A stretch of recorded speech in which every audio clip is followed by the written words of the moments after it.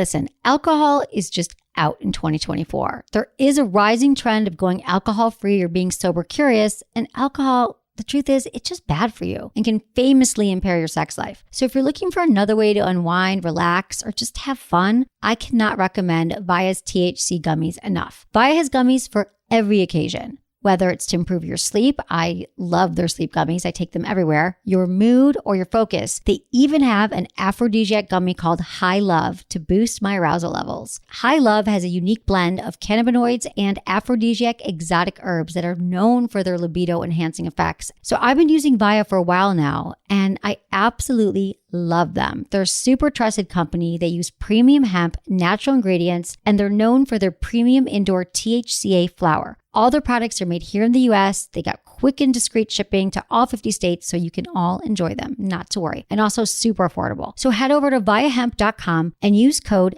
Emily at checkout to save 15% off your order. That's VIIAHEMP.com. Use code Emily at checkout for 15% off your order and let me know what you think. Thanks for listening to Sex with Emily. On today's show, I'm joined by the host of Women of Impact and co-founder of Quest Nutrition, Lisa Bilyeu, to talk about being a strong woman in business that also supports other women, as we all should. How to work alongside your partner, but still keep it sexy and healthy. Ways you can mutually indulge in your selfish desires, and why you should spend less time focusing on what's wrong with you and more time on your personal growth. All this and more. Thanks for listening. Into his eyes. They're the eyes of a man obsessed by sex. Eyes that mock our sacred institutions.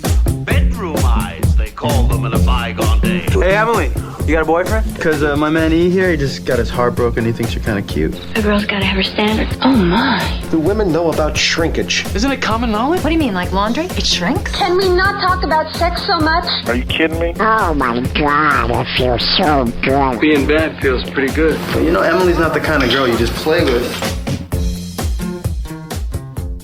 You're listening to Sex with Emily. We're talking about sex, relationships, and everything in between. For more information, go to sexwithemily.com. Go there right now. Check out our website. We've got so many great blogs and videos and podcasts that can help you have better sex and relationships, which is what I am all about. You can also easily subscribe to the podcast and also take our survey. First of all, here's where you find it. It's sexwithemily.com/August, and you can also find it on all of our social media, which is at Sex with Emily across the board. It just takes you a few minutes, and I want to know a little bit more about you, the listener, what you're into sexually, relationship-wise, but also get a little bit of feedback about the podcast, because as you know, I'm always trying to make a better show that will continue to help you all change your life. I just want to do good work for you all to have better sex and relationships. So check it out. Check out our survey. And this was going to say, you guys always kill it with our surveys. This amazes me. Sometimes I'm reading a survey. I read a lot of different, sex studies that come out. And they're like, in a survey of 1,000 people. I'm like, 1,000 people. We put up surveys and we have like 10,000 of you answer. So thank you all for always being supportive to our information gathering process. So check that out. I appreciate it. And okay, on to my guest. I'm so excited to have my guest on the show today. She is a new friend and a new inspiration in my life, Lisa Bilyeu. Hi, Lisa. What's up, honey? We are sitting here in her home and her studio where I just did. She's got a new show coming out called Women of Impact, but it is not her first rodeo. Lisa is truly an inspiration. She's a world-class entrepreneur. She is a co-founder of the billion-dollar company Quest Nutrition that she built alongside her husband from scratch, which I'm just so amazed by her story. It's really inspiring. She started in her, right, on your living room floor. Is where I shipped the first balls. She shipped it. And I love Quest. I met her. I'm like, I love Quest. But she's doing so many more things now as well. She turned her talents to marketing, helped build her second division within Quest. She's got an in-house media department. This is your in-house department. We built one at Quest. When you were at Quest. And then decided that it still wasn't giving us enough fulfillment. So then we built 4 more sets in our house. So when you were at Quest, her team was responsible for producing content that has been viewed over 200 million times. She's the co-founder and president of Impact Theory, host of Women of Impact. Her mission is really to create impact in the world and empower women of all ages to see and believe they can be anything they set their minds to. You are doing that through all the work you've been doing with your husband, Tom, speaking, teaching, working to help build things that actually matter. You were the co-host of the Heroic podcast, which I loved. Thank I you. binged on Thank you. about female empowerment, and you continue to do that. And she's on Instagram. It's at Lisa Bilyeu, LisaBilyeu. And so I met Lisa because I was here a few months ago doing the Mind Pump podcast, which I know you guys have all loved the show. The Mind Pump guys are amazing. And I came in, I walked into this beautiful home on Mulholland Drive, which I've lived in Los Angeles for over 5 years now. I think I went to another party up here, but we just all kind of stay in our little areas in Los Angeles. And it's this like beautiful home. We've built a studio, and you and your husband, and I met you guys after the show, and I was like, she's adorable, and she's a powerhouse and smart. And you guys said you did a thing on Facebook, which I didn't really know. And I'm like, they just seem cool. And then you listened to the show and you reached out to be a part of your show. And I was like, well, let's get dinner. You would listen to the Mind Pump show after it came out. And then we had dinner. Like, this doesn't happen a lot. I have to say, I meet a lot of cool, interesting people, but we had this great dinner. We went to Boa Steakhouse, which I love in Los Angeles. And we like didn't stop talking for hours. And I come to find out that she is this amazing entrepreneur and a powerhouse. Everything you touch has just really had a major impact. And I'm a huge fan of Quest Nutrition bars, which are literally everywhere on the planet now, I believe, right? They've Pretty spread out. much, yeah. But you've also followed your own dreams, and you've worked really hard with your husband. And so what I love is they got married 19 years ago? We've been together for 18 years and we've been married for 16 years. Okay. So I was young. I was 21. So young. Yeah. And he was your teacher. He was. I love that story. And the fact that you met in school, you had this little crush, that it became your romance. And then through all of this, because nothing was handed to her or her husband, they built a company from scratch that they sold. It grew in record time, sold for $1 billion. It still continues. So yeah, we grew 57,000%. I don't even know what that means. I don't even know what that means either. It's a lot. A lot of zeros. Yeah, within 3 years. And so we went from zero to $1 billion within 5 years. And we're announced as the second fastest growing company in North America. The funny thing is, when we hit number 2, everyone was like, shit, we didn't get to number 1, but it keeps you hungry. Yeah. And then a year later, the number 1 company, actually we filed for bankruptcy. So we're like, does that technically mean that? Are you number 1 now? No, not any longer. It's like they take a certain period of time. So it's like within 3 years, how quickly have you grown? And we'd grown 57,000%. And the number 1 spot grew something like 58,000%. But in a year, they ended up going bankrupt, and obviously Quest is still around. So. Yeah. So that is really impressive. And the other thing was just hearing the stories about you and Tom, because it's, first of all, marriage isn't easy. Being in a long-term marriage isn't easy. And then you guys work together, build a company together. Being an entrepreneur is one of the biggest challenges. There's so many ups and downs. But besides the fact that you're just a kick-ass, supportive, hilarious woman who's like smart, insightful, funny, and I literally think we were like competitive talking in the really positive way, like, oh my God, yes, back and forth. I was like, your marriage is just adorable. Not to even downplay it, like, just how do you guys get through this? And I thought, you have to come on my show and share the story. So can you tell me a little about how you guys met and the whole, like, how you continue to...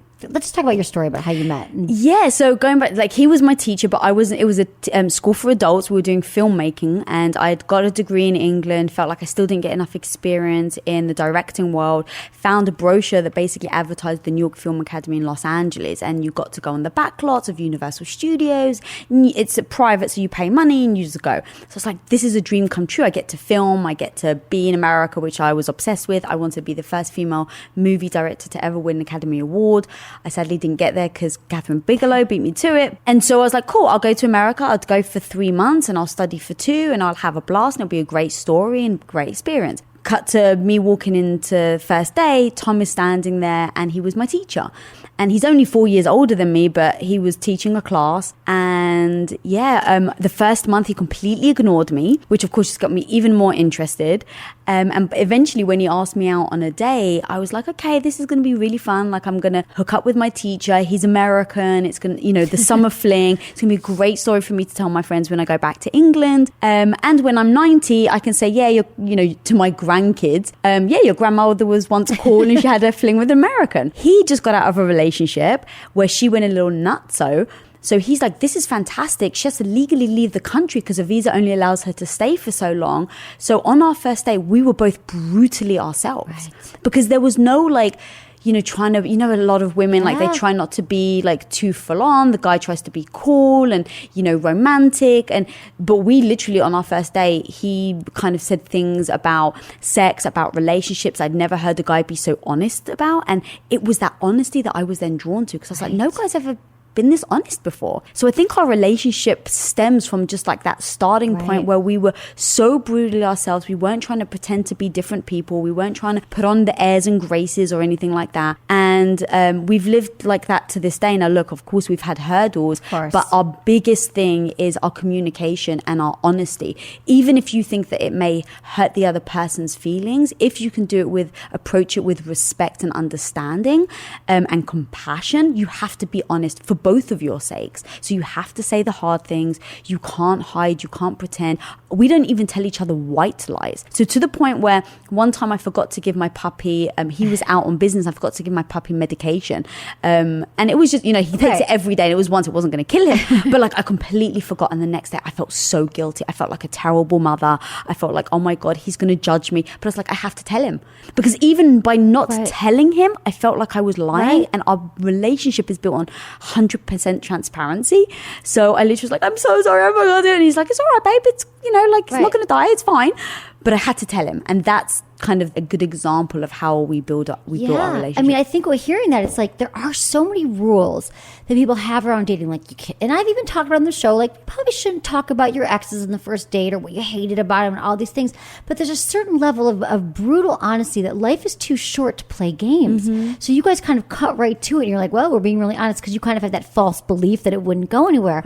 But I'm just wondering, like, what a great tip for people listening if they're going on a date, just to be yourself. Like, bring yourself to the table. I mean, bring who you are right up there on the first date. I'm not saying you have to share every deep, dark thing, but there is a level of like, don't pretend to be something you're not, because then you got to keep up that facade forever. You might as well be real. So you guys have been together now. So that was super honest. And you started with a level of honesty. It made me think about this. My mother always said this to me, and I remember this. She said, the issues you have on the third date you have forever. And I've never actually asked someone that's in a long-term relationship. So if you had to think about the challenges you have, was there anything that's present now maybe that was present on the third date? I'm going to say something that may seem tiny, but in the scale of things, I think can be a big issue. He's really messy and I'm really tidy. And so on that first date, he invited me back to his place. Now, of course, he keeps saying like, oh, I'm not the type of guy that wants sex on the first date. Of course, I go back to his place and he proposes sex. And I'm just like, I thought you were the guy that didn't want sex on the first date. But I go to his place and it's a mess. And the funny thing is in knowing that's a great example though. Absolutely. It's not tiny.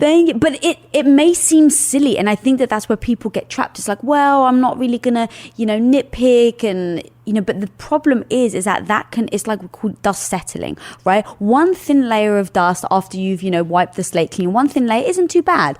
You don't really see it. It's not a big deal. It doesn't feel dirty. But you do 10 years of layers of dust that you've never wiped away. That becomes a crazy amount of dirt. Right. So for us, so it may seem small, but it was one of those things that we actually would really butt heads over as we started to get deep into our relationship. Like, for instance, making the bed. I was brought up it may seem silly, but you make your bed every morning. Yes. And one time it really bugged me because I would clean the house, I would be super tidy, and he just wouldn't care. And I felt like that was almost a reflection of how the respect. Right. So I'm like, oh, you don't respect me enough to make the bed. And until we had the real raw conversation, he's like, no, I think of myself as I only have a certain amount of hours in my day.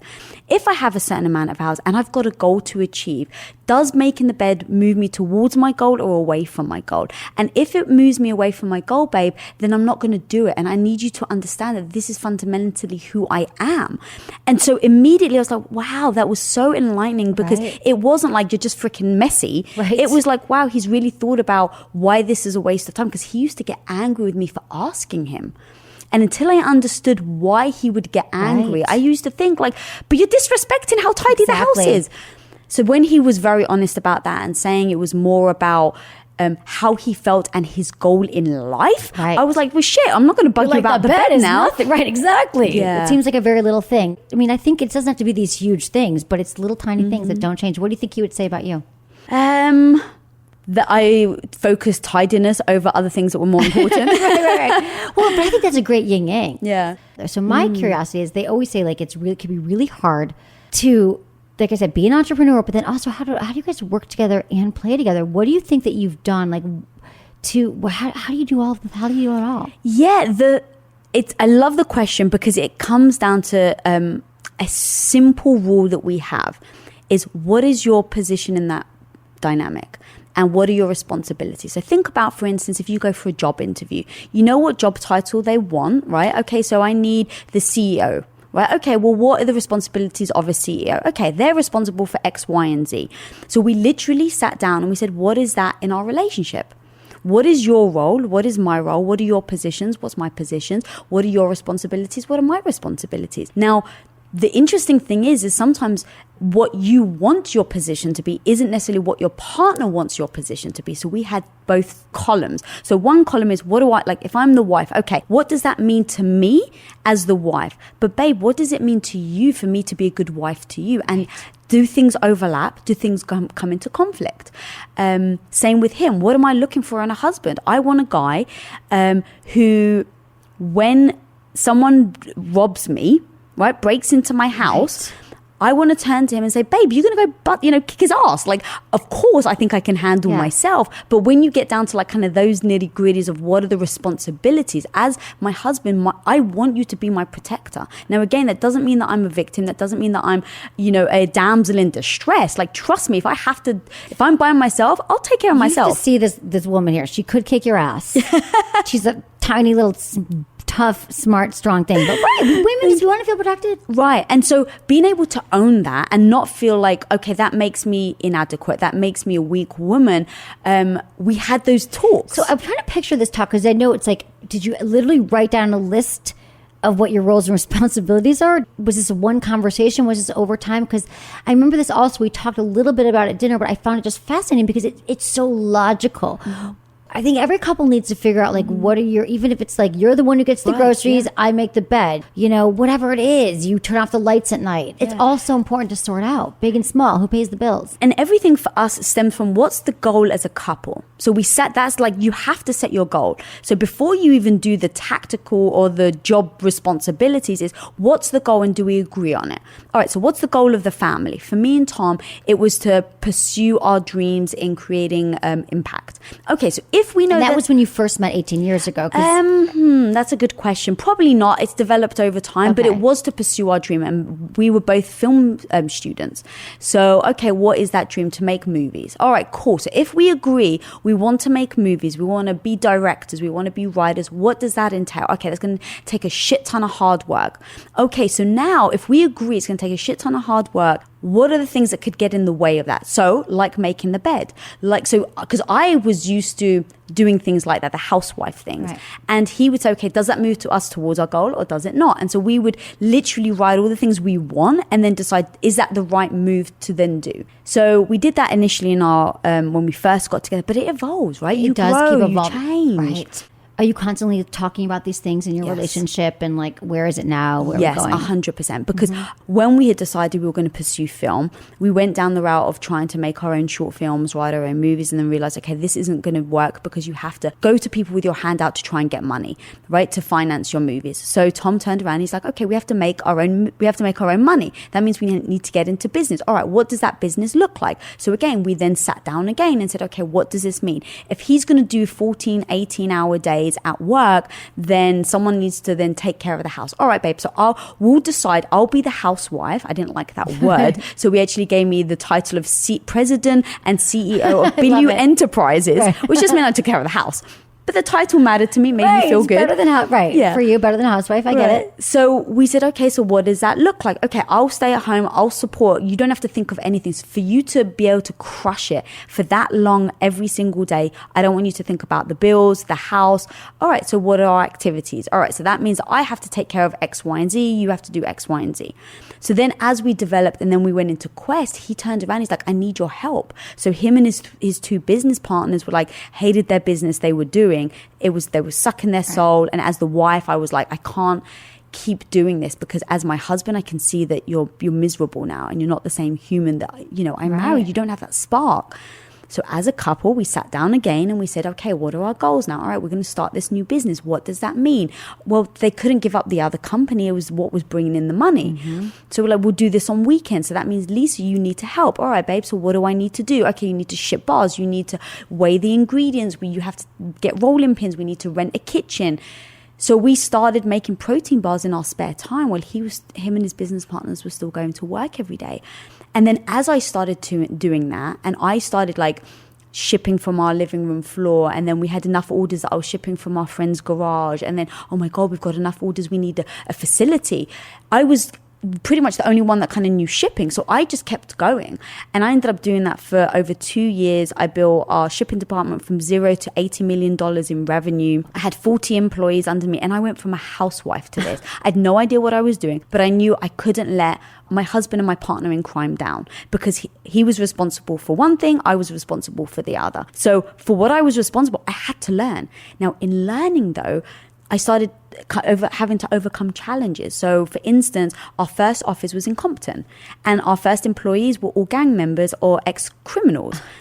They work really hard, and it's people who really wanted a different life. Right. So it wasn't like, well, we were just slumming it. It was, these guys were hard workers. The problem is there's an attitude that comes with it. And working in a warehouse, for me, building the shipping department, I had guys that were 6 foot, I'm 5'1", right? I've got the British accent, and, but I would have guys 6 foot, 6'5", with tattoos on their neck, criminals. And I was like, I can't let them rule me. I can't let them destroy the company. So I had to show them who was boss. So my personality had to change. The way that I would communicate with people had to change. So I went from being super nurturing, kind of, I wouldn't say timid, because I was always like quite a like strong-willed woman, but my personality changed. So I had to sit down with Tom again, because I was becoming a different type of wife.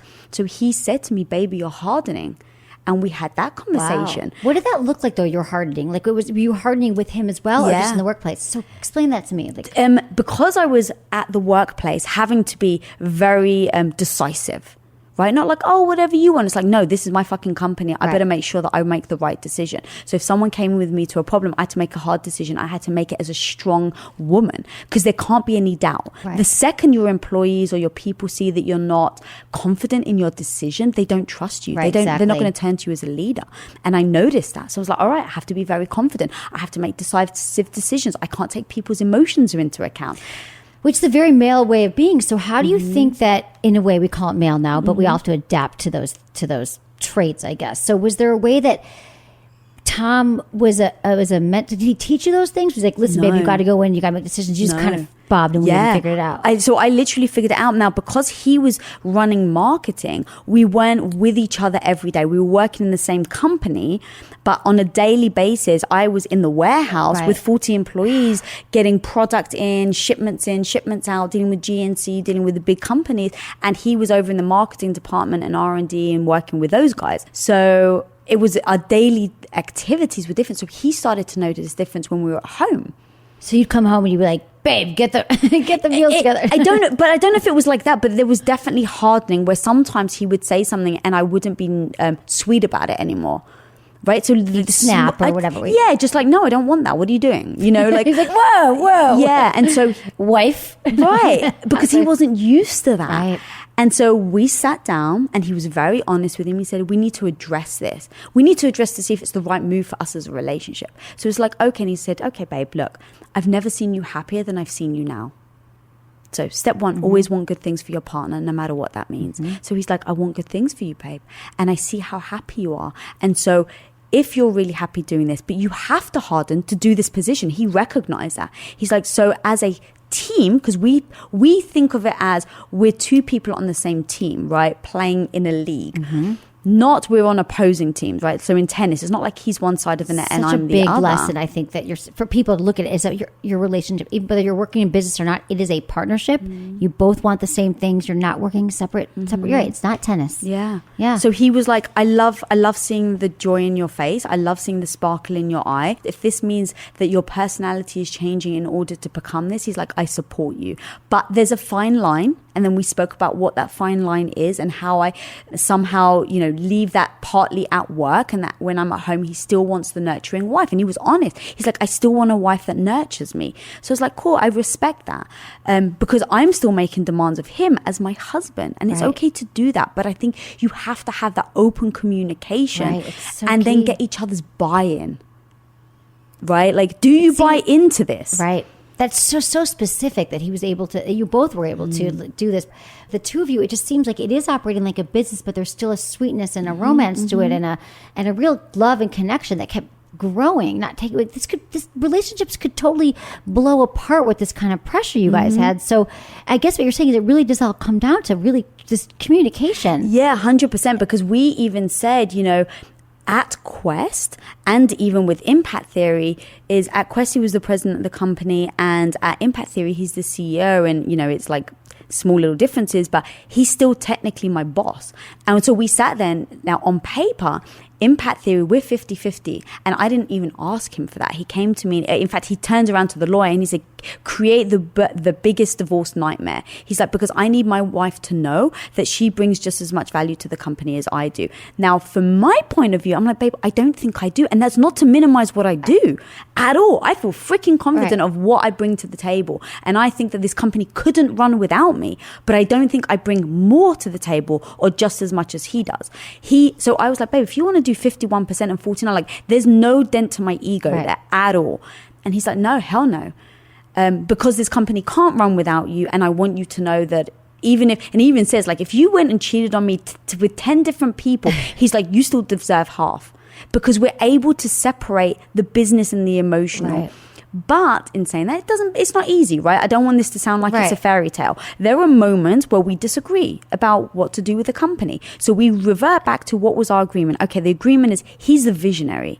And he's great at that. And from an unbiased perspective, from the outside, I can legitimately say he's next level on a vision on what we do with the company, where we go. So I'm in. Like, I believe in him. I believe that he's the right person for the job.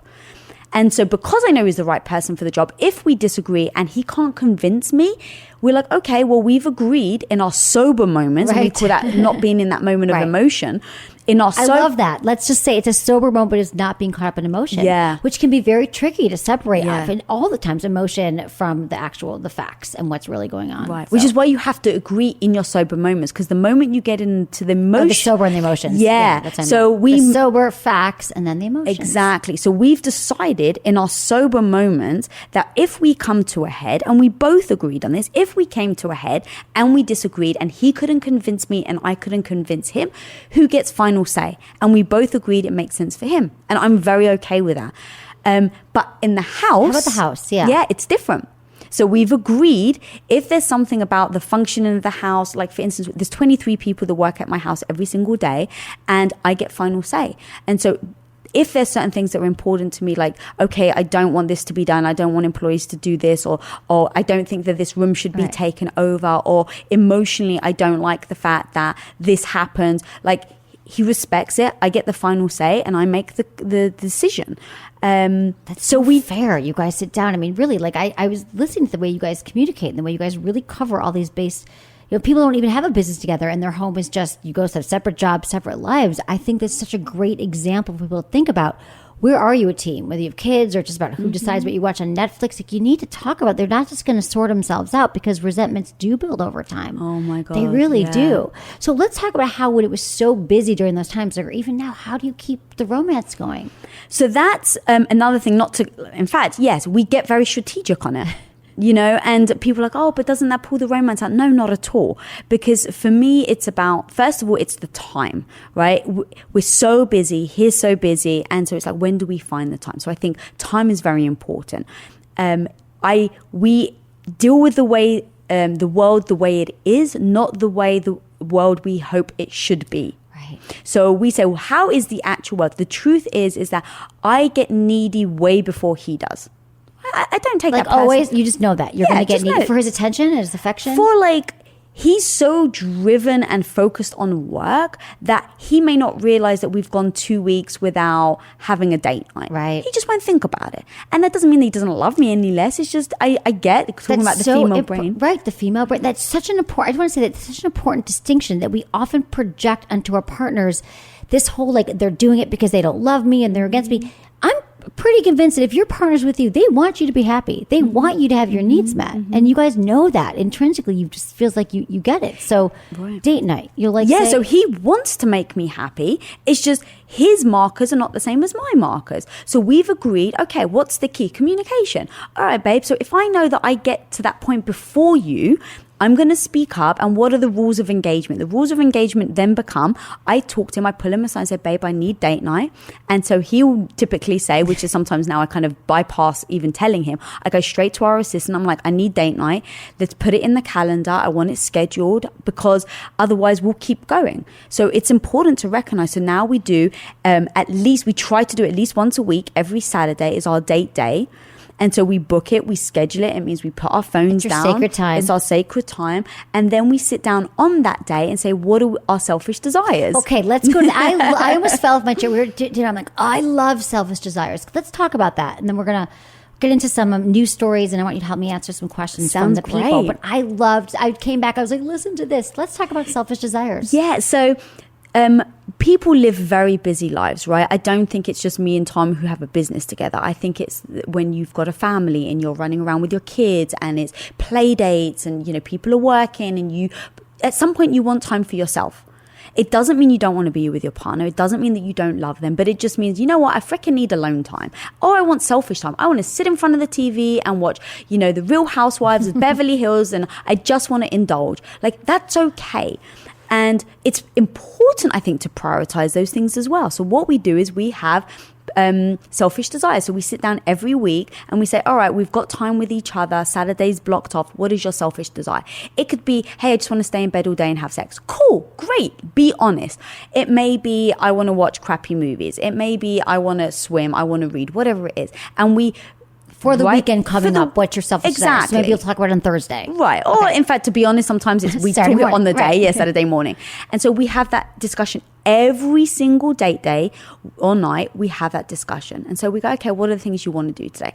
And we figure out, A, how do we make sure that it happens? And then B, how do we make sure that we then do things together? So let's say he wants to read and I want to swim. All right, so I'm going to swim, bring your book down by the pool, and now I feel like we're hanging out. I can, every time I'm doing a lap, I can look up, I can wave at you, you can blow me a kiss, and, you know, then we get what we want. You're still together, there's still intimacy, but it doesn't mean you have to block off the whole day and you're going whatever, couples hiking or movies, where it's just the two of you. Exactly. Because we all have lives too. We have busy lives. You still want to swim, you still want to watch TV and work out. Exactly. Or like if he wants to, sometimes he's like, look, I really have to work. I just need an hour, but I have to work. I want to respect that because I understand we've made goals together, and for him to achieve that, he needs to do that.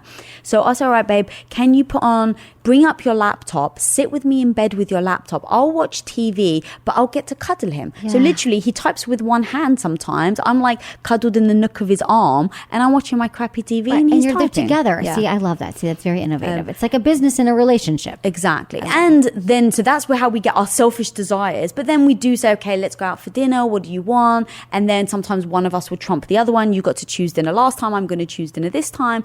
And we try to put our phones away, and then we just become super engaged with each other and we're having one-on-one time with each other. Or we play video games, which is amazing because you get to, going back to, it's not tennis, you're on the same team. Yes.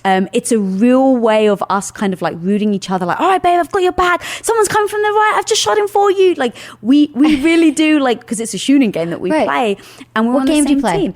Destiny. Okay. Destiny 2. I don't know it, but I know that my boyfriend keeps saying, please just watch video games. We spoke about we did, this. and I haven't done it yet. You really have to. Okay. Because you're inspiring me, and he'll be so happy. Like, babe, bring up the video game. And the first reason how he got me to play video games was he was like, first of all, like, I'd really love you to play. But he's like, you know how meaningful it'd be for you just to sit with me and play for an hour? Even if you're bad, babe, it would be so meaningful. And I was like, you know what? What a great word phrasing of it too. Yeah, it's all in the phrasing. So I was like, you know what, babe, I'll do that.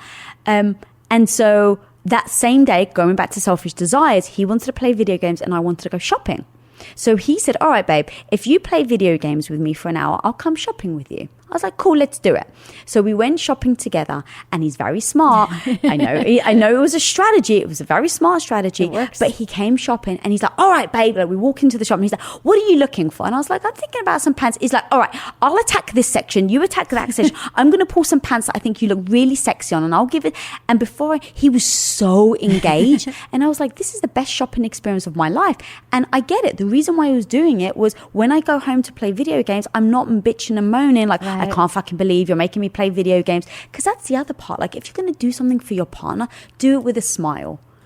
And when I went home, I was getting shot left, right, and center, but I was giggling and I was laughing because I knew A, how much it meant to him, and B, what sweetness he just did for me. Exactly. It is a quid pro quo. You do have to kind of give to receive to give. I think we forget, we get in this victim mode with our partners. I think that's really, really inspiring. I love that I love how you guys, really it is this case of communication that I've not heard this level of detail and intricacies that you guys have gone through. It is a lot of it just seems it's business, a lot of it is business strategies and how you deliver, but it kind of just works, and it's even inspiring me. I know. I love it. So thank you for sharing all of that. For sure. Lisa Bilyeu. Okay, we're going to take a quick break. We're going to get some sex and news and then answer your emails. And we'll be right back. Everyone, thanks for supporting our sponsors. I love you all.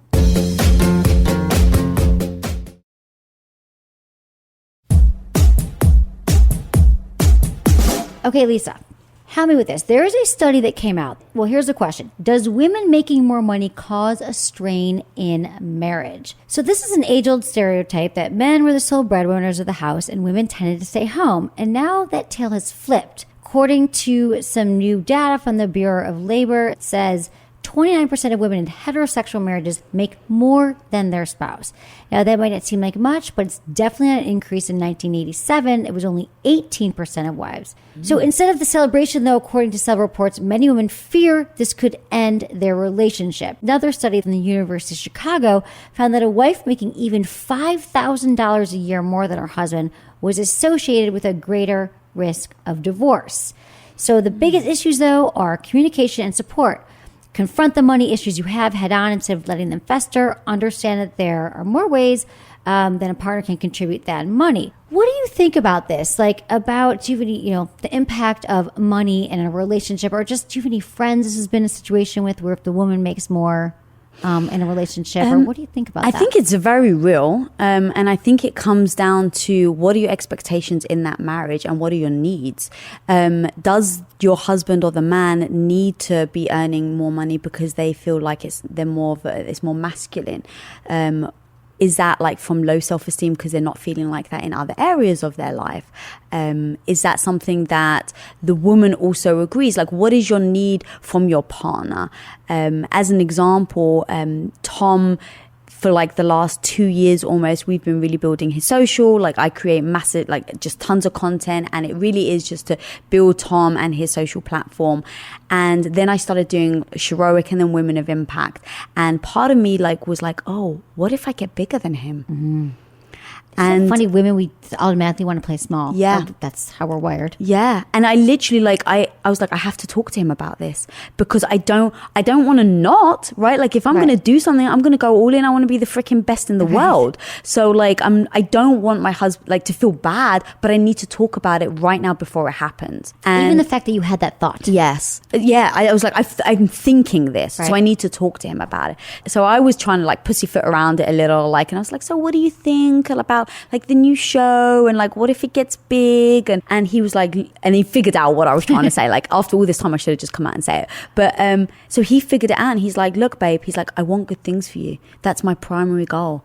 And he's like, if that means that you're going to freaking be the biggest in the world, he's like, I'm going to help you get there, and whatever I can do to help you get there. Because how he would feel, it would just be that's not fair on you. Your success shouldn't be a reflection of how that's making me feel on the negative. And so we just had the honest conversation. He's like, no, go freaking crush it. You better be the best in the world. You better represent the Bilyeu name. But was that your own thing then? Do you think it's kind of sometimes we ask, you were worried about if he's bigger? Do you guys ever get competitive in your relationship because you built something together and you work together? So there's a certain level of that. No, not at all. Because going back to we're on the same team, and we're so true. I think we just all remember that. Yeah. So even if it's like, if somebody is earning $5,000 more, if it's the wife, you know, and the guy starts getting, feeling like low self-esteem, I think as a wife, you should sit with them and talk to them about it and just be non-judgmental, right? Non-defensive, and say, look, I love what I do. You know, if this was me, right? I would say, baby, I love what I do. I love my job. It's given me so much satisfaction, but I do worry that me earning more than you is actually having a negative impact on you. And I want you to be able to talk to me about it, because if it's something that I can help you with and we can do this together, then please let me know what that means. Are you not feeling masculine? Are you not feeling like the dominant alpha male in the family? Okay, well, let's address that. What am I doing in the house that can help you with feeling like that? Is there certain decisions you'd like to make that I make? Like, be very honest. Right, exactly. Don't push this under the rug or have it be the elephant in the room, especially money. It's like money and sex are the two biggest killers of divorce, and kids. So kids, money, and sex are three of the biggest killers of relationships or reasons for divorce. And so I think it is true, though, this thing about money, and I get it. It is true that men actually, whenever friends tell me like, yeah, my husband or my partner's been feeling kind of sad lately, kind of depressed, I'm like, how's he doing financially? How's he doing with work? And it is true that men, not that it can't impact women, but when men particularly are struggling for, you know, job security, financial, they can immediately feel emasculated, like not as confident due to the, just kind of, you know, there should be the gatherer, the hunter, taking care of their home. And I do think that times are changing. Women are, you know, in many ways making as much as men, more in certain situations, and that just talking about it and saying, what are the real things going on here? Like, do you want to be the one that puts on the credit card or we're out to dinner? Because it could be simple signs like that. Like, where is this money thing really a challenge? Because I don't want any of this to hold women back at all. I think the study is saying that it can have an impact, but it doesn't have to have an impact. Like, and I love what you just said about like the credit card thing. Like, that's so true. Like, when we go out for dinner, I want Tom to pay. And look, we have the same credit card. It comes from the same account. But like, no, I want him to take out his credit card and I want him to pay. And that makes him feel a certain way. But that was actually, I think, instigated by me. Yeah, because some nights he's like, oh, I didn't see the check. And you're like, no, I don't want to get into my wallet now. It's like the emotional attachment. And don't be afraid to be open about that emotion, because I think that the second you start to shame it, you start to pretend it doesn't exist, you feel petty saying it out loud, it just spirals out of control. Right. I think that is just such a great theme of the show right now, that literally if you're listening to the show and you're nodding your head, you're going, oh, but I could never say that. Yeah, Lisa's right. It's worked for her, but my husband's going to freak out or my partner's going to freak out. I feel like if you're thinking that, I want you to put that aside and then go back to, wait a minute, maybe they won't. Maybe it could actually bring us together, or maybe they will freak out, but that's going to give you new ground to play and more information. Just kind of keep hammering it home and being honest, because this stuff, if you don't address these things, they absolutely do grow bigger. They fester, and it will just kind of cause you wreak more havoc down the road. So I think that just being honest and being truthful and communicating about every little thing is so important. And then the other thing, lastly, I want to add is then address, okay, well, if you don't want me making more money than you, so like, what is the actual, like, stop living in the fantasy world. If me earning more, $5,000, $10,000, $100,000 more than you, what are you actually looking for? Do you want me to quit? Right? Like, just no bullshit. What do you actually want to do? Because if it was me and Tom's like, yes, babe, I want you to quit, I would say, okay, I hear what you're saying. I respect it. But here's why that doesn't sit well with me. I find my identity in my job. I get so much joy out of my job. So it's not just about quitting the job. It's about now you asking me to be the person that I'm not. And if you're asking me to be somebody I'm not, what are the consequences of that? I think I'd be upset. I'd be depressed.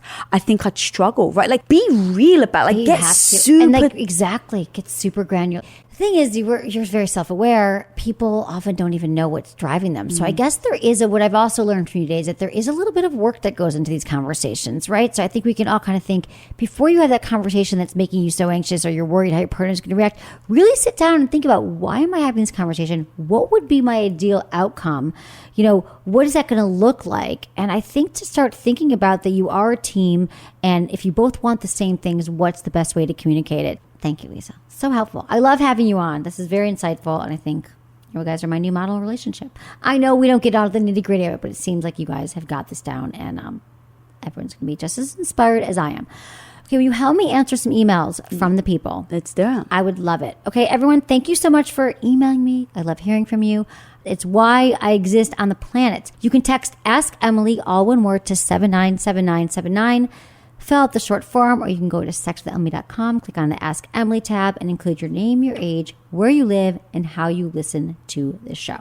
Okay, you guys, we also do call shows, which I really love doing because you guys, I love the emails that you send, and they're very in detail. And sometimes I think I wish we could just do a call. So there is a box you can check that says, yes, I'd like to be called, and then we're going to call you, and we're going to sort out all your challenges. I can probably change your life in about 5 minutes or less if I get you on the phone. So let's do that as well. This is from Joe, 33, Ohio. I really need help with this one, Emily. My wife and I have been together 8 years and have 4 kids. Recently, my wife decided that we should watch porn together while having sex. We usually have sex 6 nights a week. Very often, she has an orgasm and then falls asleep before I can have one and then leaves me disappointed. With the whole porn thing, I'm so turned on that I have a hard time not finishing first, which is a wonderful change. I also feel liberated with the porn because now I don't want to watch it alone. I only watch it with her, and I used to feel really bad if I ever did alone. She enjoys watching, but doesn't have the same body as them, so she feels like I'm just getting off to them and she's masturbating me. This is not how I feel, though. I just feel that porn enhances it. What can I say to assure that it's still about her? I feel like I've won the lottery, but if I make the wrong move, it'll all come crashing down. I'm so satisfied now that I'm even more into her, and it's only brought me closer. We both enjoy watching girls make out with each other. Is that so wrong? A week ago, she suddenly said, we can't do it anymore. But then she wanted to the past 2 nights. Do I just shut my mouth and make it her idea and play it cool? I love you and your podcast, Emily. Thanks. Okay, let's unpack this. There's a lot going on here. First of all, I want to give you an award. 8 years, 4 kids, and you have sex 6 nights a week. That's insane. I don't even know how you do that, but you're already coming out ahead here, Joe. That is pretty amazing to me. Now, you're saying here, I want to break some things down. You're saying that she doesn't have the same body as them, so she feels like, okay, so I can understand this. I have to say that I had this same challenge when I was like, and I've talked about this before, but when I had a boyfriend, I don't know if you had this, Lisa, but I was 25 years old, and it was the first time I really encountered porn with a guy. And to me, he was like the guy who had really opened me up sexually, and we were having great sex, but he brought porn in, and I was like so confused by porn, because I was like, I don't understand. How does this mean you want me to have blonde hair and big breasts? Because I don't. And these are the women you're watching. So I felt very inferior. I'm very inadequate. I think a lot of women have that initial reaction. We kind of can't get out of the fact that it turns us on as well because we are so, we want to feel sexy and loved. And so self-confidence and her body image is that is a real struggle. So it sounds like she does enjoy the porn, but then she has a really hard time watching it. It's confusing to me also because she says she's into it. She's not into it because of that, because she really wants it. So the thing about self-confidence is it really is an inside job. Mm-hmm. And you can tell her she's beautiful and sexy and smart and all these things, but she still might feel really insecure about it. So one of the challenges, I think, is, but she might really like it. So it kind of be like, we often do things, we're like, oh, I'm going to do it, and then we feel bad afterwards. We kind of have a shame over. So if that is her struggle, I think that you have to keep reinforcing that you do find her sexy and smart, or sexy and desirable. But also, there's other kinds of porn you can watch as well. I'm a huge fan of Erica Lust. I've talked about this, and I was telling you a little about her porn. It's kind of porn that's made for women by women with the female gaze. So it could be kind of switching up your porn. But I also want to talk about self-confidence in the bedroom. And I'm just curious, Lisa, have you ever dealt with any of this with your own feeling sexy, or is there anything? Definitely about feeling sexy myself. I'm dealing with health issues I have for the last 3 years, and so I'm in a lot of pain a lot of the time. It's all gut health related. So sometimes, I'm hunched over, cramped, holding my stomach, and I can't eat much. And so I've lost a lot of weight. For a while, my hair was falling out, my nails were brittle. So my confidence, I wasn't feeling sexy. And no matter what Tom, my husband, was saying, like, you're so beautiful, I love you, oh my God, you're so funny, right? Like all the things that a woman wants to hear, I didn't feel it. And that, I think, is the biggest key in the question that he says, is that she doesn't feel it. And so I think that before you even try to convince her in the bedroom, it's like, what is happening outside the bedroom where she doesn't feel confident, where she doesn't feel like maybe she's the apple of your eye, and address that. And I think for me, because it was my health, it was affecting my emotions, it was affecting chemistry, brain chemistry, such a big freaking thing, that I think that she's letting that kind of almost getting in the way a little. And I know that I did. Once I addressed my personal emotions outside of the bedroom, got that, okay, what makes me confident? How do I do that, more of that? How do I feel good about myself? And then bring that to the bedroom. And I think that's so true, though. It is true that no matter how much our partners, and it sounds like he does that. He tells her she's beautiful and sexy, but it is true. If we're not feeling it, we're not going to be able to bring it to the table. So I would first say that she said she didn't want to do it. And then maybe she might have said to you, let's watch it, babe, because she knows that you like it. So there's a lot of this pleasing that we do. Especially I hear this for women. Like, we really do want to please our partners in the bedroom. So I would say, like, take porn off the table for a little bit as well. And kind of talk to her about what is going on, because I feel like there's also been this power struggle with you guys where she's having an orgasm, falls asleep, now you're having an orgasm quicker, and I feel like there has to be like kind of a reset with you guys, like this whole like race to orgasm, and maybe we just take sex and porn off the table for a little bit, which I think the two of you might just need to reconnect again intimately, because maybe sex has become this 6 nights a week. We're having it, we're doing it, we're checking it off, and I feel like there might be a little bit loss of intimacy happening here. And I think it's such a great point, Lisa, that there might be something else going on with her. Because I don't know how you have 4 kids and 6 nights a week and you're having sex. And so I want to make sure her full body and mind is still into it. And so I'm kind of sensing here after reading this again that there might be just some other intimacy things. So for that, I would say perhaps bring back or if you've never done this before, when you take sex off the table and you focus on reconnecting again, so maybe it's massage, or you just give each other back massages or foot massages, or you make out. I mean, kissing is often the first thing that goes in long-term relationships. And so I'm just sensing with kids here, there's got to be some time away, or maybe you guys take a little road trip together, have parents come over and watch the kids for a night. Couples forget after they have kids that their relationship actually still needs to be first and foremost and on a pedestal. So that's what I would suggest for you guys. And yeah, I mean, I think porn is great, but again, also going back to that, once you guys sort this out, Erica Less Porn is a great way to go. I love all of her porn. I'm going to give it to you. I'm going to give you the password, but you guys should all check it out. ERIKALUSD. Okay, this is from Andrea, 37 in Texas. Hey, Emily, your show is equal parts delightful, informative, and exciting. Thank you. I've worked on myself for the last 2 years after a painful divorce, although mutual. I've done a lot of work when it comes to romantic partnerships, recognized my relationship pitfalls and patterns, identified my needs and deal breakers, established healthy boundaries, signed up for dating sites, etc. I live in a smaller, more family-oriented city where there doesn't seem to be a large or appealing dating pool of eligible men. People close to me, including my ex-husband, whose feedback I value, all feel men are intimidated by me. In my recent experience, it seems most men desire the carbon copy woman who's into sports and God and who all will be their next gym and life buddy, which seems so easy and superficial to me. I don't want to have to pretend to be a person I'm not in this worldwide dating web. Am I too jaded? Any advice? Thank you. There's such a shortage of advice for divorced and childless women in their mid-30s. Okay, tell me, Lisa, if you got this sense from Andrea. I feel like she's spending a lot of time building her story. She's so convinced that she's this independent woman, that she's intimidating to men, and that she's living in a place where no one's going to want her and there's no single people around. Did you get the sense that she's so convinced that who she is? And that I feel like, first of all, there is a really real truth to the fact that you might be living in a town that you've gotten too big for. It might not be your place. I know that I couldn't still live in the town of Michigan I grew up in. I would not have had the life I have or met the people, the diverse group of people. So there's a sense if you're an independent, smart woman in your 30s and you don't have kids, you have an ex there living in Texas, there might be time to move to another town. Because I feel like there are a lot of single people. And when I hear that people can't meet someone, I often suggest, listen, there are single people everywhere and you just got to put yourself out there and continue to try to let everyone know that you're single. Say yes to those invites of parties that you wouldn't normally go to or events you wouldn't go to because you never know who you're going to meet. But I'm also hearing that she's kind of listening to all these people saying you're intimidating, or I don't know. What was your sense after reading this? Yeah, I mean, I think, to be honest, it's fantastic that she's figured out who she is and what she wants in life. And you shouldn't not do that because other people don't agree. And I think you're spot on about if the people around you don't agree with you, that's fine. Show them respect and compassion, but, be respectful and disagree. That's exactly what I would do. Totally hear you. I disagree. This is what I want in life. And I'm not going to bring my standards lower just to meet other people's expectations.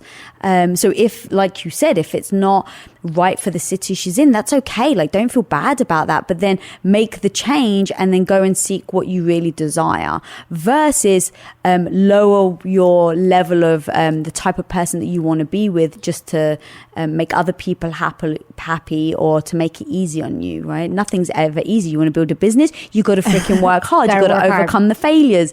So it's kind of the same thing. Exactly. I always think like be the person you want to find. And so it's okay to like, to be you. You don't have to lessen yourself and diminish who you are. And what do you think of this notion though that I used to hear this a lot, like men are just intimidated by me. I mean, I hear it as like another excuse sort of for why you can't find somebody, because I think that sure, some men will be intimidated, but you're also going to find those men who are going to worship the goddess that you are because you're so strong, smart, and successful. So what do you think about this notion that, have you ever find that men are intimidated by you, or have you ever had to deal with that? So I do see how it can be a problem. I also want to address though, just that when a woman is super confident and strong-willed, that is amazing. Like if that's the sort of woman you want to be, but sometimes I think it can spill into arrogance. And I think that that's where guys sometimes may feel like you're just too much for me. And so I think that you can be both. You can be a strong woman, independent, strong-willed, confident, and show other people tremendous respect. And if a guy doesn't feel comfortable being around a woman that is that confident, great, then they're not right for you. Exactly. But I'm not going to become a timid woman to get a guy, right? You will eventually find a guy that will respond to the type of person that you are. Exactly. So just keep looking with it, and I wouldn't stop turning to your ex who's saying this or that. You don't need to talk to any of the other people. Just keep doing you. And yes, you're saying, am I too jaded? Any advice? Yes, I think you are a little jaded. We're going to pull you out of that and say, keep doing you. Keep dating. Go outside your city boundaries, and you're going to find someone. And for the strong, smart, beautiful woman that you are. Lisa, I love the show, and I feel like the way you guys handle your relationship, communication, your drive to make a great relationship and a great business is just really inspirational and can really serve as a great just role model relationship for so many people. Not that you don't have struggles, but I so appreciate your honesty and for being so open about your relationship. Thank you for being on the show. Thank you for having me. And your freaking show rocks, girl, by the way. And I love what you're doing. I love how much you empower women to own their sexuality. I think there needs to be more of it, shouting from the rooftops. So whatever I can do to help, I'm on board. Thank you. And real quick, tell me about Women of Impact right now, your new series, your new show. I want everyone I was a guest on it, but I want everyone to know why they need to rush over and check it out now. Thank you. I mean, and you are a guest on it, which I'm super excited to release that episode. Really, it does encompass like what takes for a woman to feel like she's impactful, and it doesn't have to be on a global scale, right? It can be impact on your own life. It can be impact in your family's life. Like, what type of woman do you want to be, and know that you can achieve it? Just kind of giving women the notion of be who you want to be. So with reason why I was so drawn to you is I think sex is a big part of it. I think owning your sexuality as a woman, not shying away from it, being open, allowing yourself to be that sexual being that I think that we're, kind of born to be, and not shying away and just like owning it. And for me, it's been so liberating diving into it, feeling like I'm a sexual being, and it's really made me confident as a human being. And then that confidence has led me to be confident in my business, confident in my relationship with my husband, confident as a daughter, as a sister, as a wife, every aspect of my life. So that's why I so love you, love what you're doing. I think that it really does influence women, hopefully, to be the better version of themselves.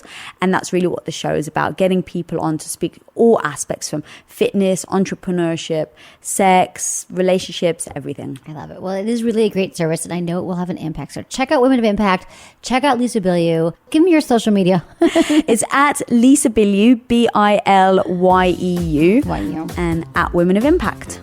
Thanks, Lisa. Thanks for being here. And thanks, everyone, for listening. Was it good for you? Email me, feedback@sexwithemily.com.